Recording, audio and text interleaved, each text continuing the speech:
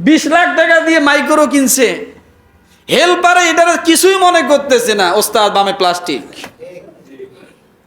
আছে না?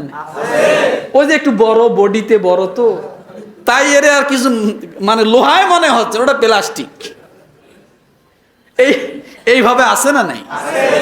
এই জন্য উসুদের জন্য নবী দোয়া কম করেছেন, নিচুদের জন্য দোয়া করেছেন। এবার আল্লাহ কি বলেন?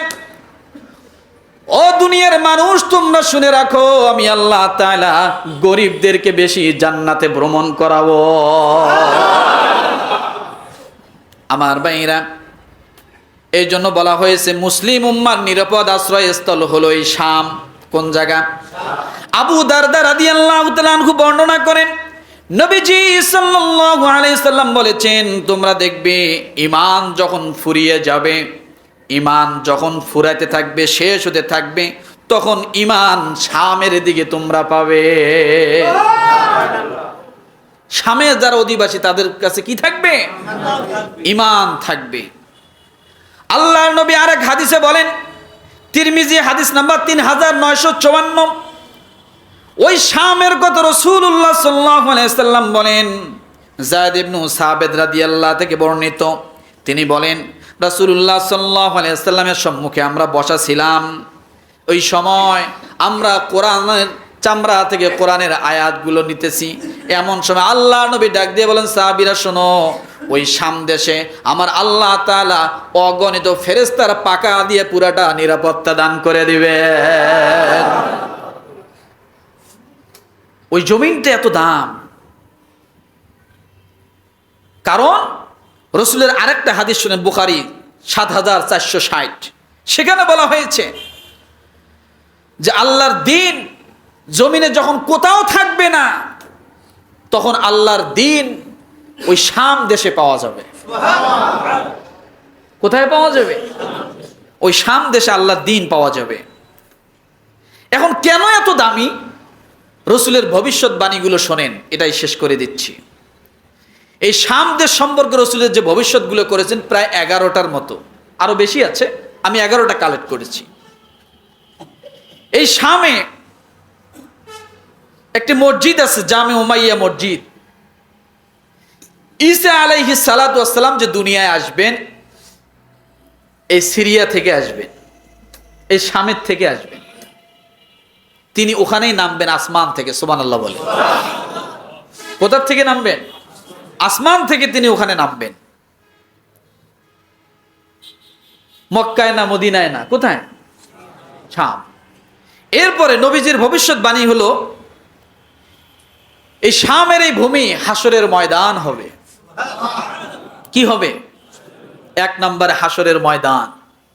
2য় নম্বরে শামের ভূমি হবে ফেরেশতার ডানা বিছানো থাকবে, পর বিছানো থাকবে পুরো শাম এলাকায়। 3য় নম্বরে বলা হয়েছে শামের অধিবাসীর দায়িত্ব নিয়েছেন সরাসরি আল্লাহ। কে নিয়েছেন?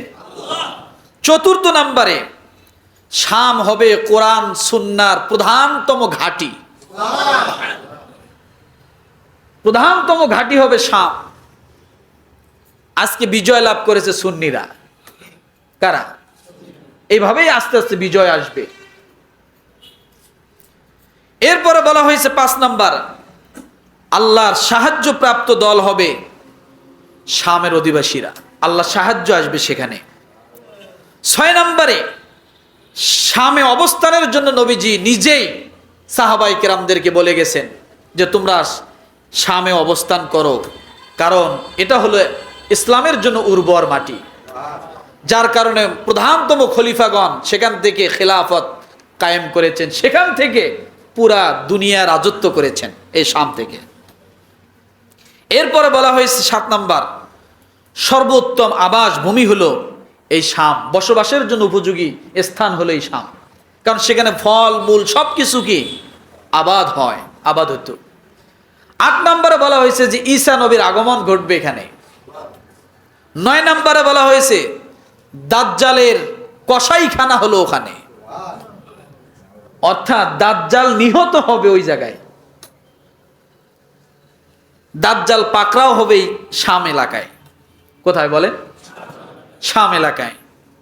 এরপরে বলা হয়েছে 10 নম্বরে, খাঁটি মুমিনের বাসস্থান যদি তোমরা দেখতে চাও তাহলে শামের দিকে তাকাইও।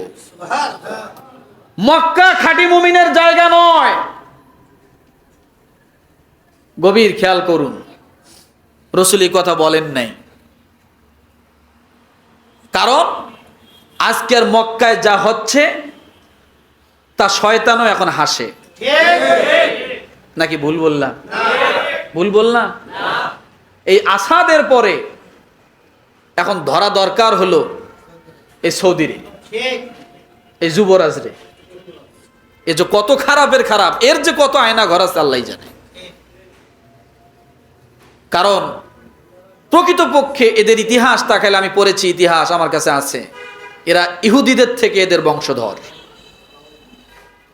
যার কারণে আজকে সিনেমা হল খুলে যাচ্ছে, খারাপ মেয়েদেরকে দিয়ে গান বাজনা হচ্ছে, বিভিন্ন কনসার্ট হচ্ছে, মেয়েদেরকে বেপর্দা করে বাহির করতেছে, আরো অনেক কিছু প্ল্যান করছে। এগুলো সব হলো আমেরিকার থেকে তৈরি। বুঝাইতে পারছি কথা? এরপর বলা হয়েছে 11 নম্বরে, কিয়ামতের নিরাপদ ফিতনা মুক্ত হবে এই শাম। কিয়ামতের আগে নিরাপদ স্থান হবে কি? আর চতুর্দিকে থাকবে ফিতনা আর ফিতনা। আসলে একটু গভীর খেয়াল করে দেখলে বোঝা যায় আমাদের বাংলাদেশেই ফিতনার অভাব নাই, নাকি? কত ফিতনা এইভাবেই, কিন্তু এগুলো সব এক সময় অবসান হয়ে যাবে, সমাধান হয়ে যাবে, শেষ হয়ে যাবে। কিন্তু আল্লাহ তাআলা ইসলামের বিজয় এই শাম সিরিয়া থেকে আবার উড্ডয়ন করবেন। তাহলে বোঝা গেল যে জুলুম করে কেউ চিরদিন থাকতে পারে না, পারবেও না। এটা কিয়ামত পর্যন্ত আল্লাহ এইভাবেই জালেমদেরকে ধ্বংস করবে। এই বাশার আল আসাদের বাবা প্রায় 29 বছর রাজত্ব করে গেছে। কত বছর? তারপরে ছেলে রাজত্ব করলো 24 বছর। তো এতদিন যদি রাজত্ব থাকে তাহলে জনগণের অবস্থাটা কি হয়, তাই না? এই জন্য একমাত্র এটা হটাইতে পারছে ইমানের শক্তি দ্বারা। কিসের শক্তি দ্বারা বলেন? ইমানি শক্তি দ্বারা।